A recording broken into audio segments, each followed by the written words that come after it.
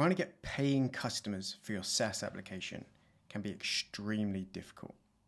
That's why I'm going to be trying this new strategy that I've just seen from a guy on Starter Story.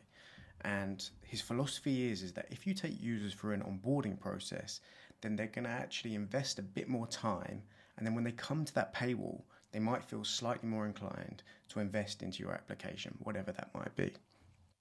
I'm just going to play the clip for you guys now and take a look.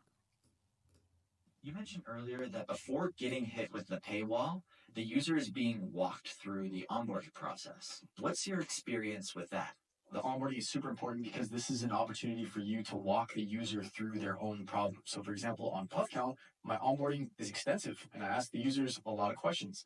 And some people say, that's annoying. I don't want to do that. I just want to get into the app. But the data has told me that if I walk the users through the onboarding, they commit time and I'm able to walk them through their problem that PuffCount is solving. So when they hit the paywall, they've thought about their problem a lot and they're like, wow, I actually really do need to quit. So he talks a lot there about solving the problem, which is obviously a huge point and quite ironic to do with our application. But the main thing there is that I really like is investing the time. So I want to show you guys what I've done, and we're going to see if this adds any value and we get any more paying customers. So the onboarding process now, once you've signed up, so go through sign in with Google here, it's going to take you through a list of steps. So I'm just going to quickly run through this.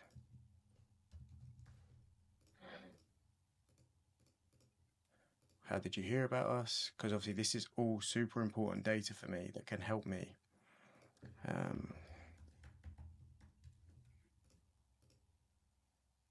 So all of these points will now be stored into a database, and only then will I hit this paywall. So the idea is obviously, if they take the time to answer those questions, and hopefully they spend a little bit more time doing that than I did, then they might feel slightly more inclined.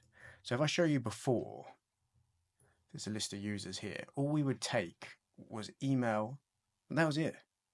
We'd literally take their email, and we'd have no information about them.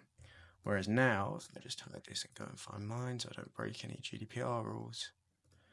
Now, I can actually look at them and say, okay, firstly, what exactly is their desired outcome? So they just want to do market research. Then I can start putting my users into buckets, which is a technique that a lot of startups use to really find product market fit. I can find out how they heard about us so that I can double down on those marketing strategies. I can see which location they are. So say, for example, I'm doing paid ads, I can double down on doing the paid ads in those areas. I can look at the occupation so I can understand exactly who is my target audience. And finally, I can also take their phone number and potentially, drop them a WhatsApp, maybe see if they're interested in potentially having a call, giving some feedback for some free use of the product. But most importantly, understanding what their actual job is, what they're doing, and why they want to use the app. This means that even if they don't go ahead and go for the payment, at least I've got something there. So I'll walk you through the code a little bit and see how I've done this. So I've got this onboarding dialog here, and it has a variety of different states. So I've just had the states as the different places, like first name, last name, occupation, and they'll show a different piece of information based on where they are. So it's super simple. Walk you through that, and I'm going to be launching this, and then we're going to see if this makes any difference, if people feel more inclined to pay. And yeah, I'll keep you guys updated in the next one on see what happens.